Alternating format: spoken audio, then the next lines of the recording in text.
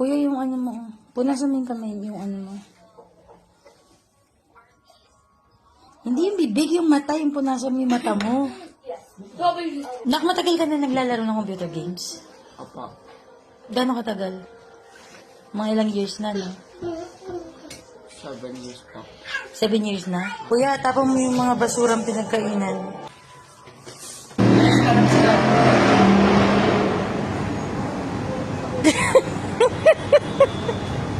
Meron na naman ako nakitang kawawang bata sa kalye. Sa itsura niya mukhang hindi pa siya kumakain, kaya inaya ko siya sa amin. Habang kumakain siya, nakipagkwentuhan ako sa kanya. Tinanong ko na rin kung gano'n na siya katagal sa kalye nakatira. 7 years pa. 7 years na? Apa. Sa mga puntong yan, hindi niya na napigilang umiyak. At sinabi ko nga na uminom siya para makalma siya. Napakabait ng batang to. Nagkusay na din siyang linisin ang pinagkainan namin. Nakakatuwa, nag-offer na rin siyang magtapon sa basurahan. Nakakatuwa ang mga gantong bata.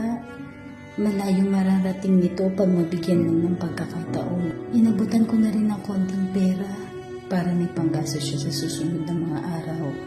Ang sarap talaga sa pakiramdam ng ganito. Ang bait-bait ko.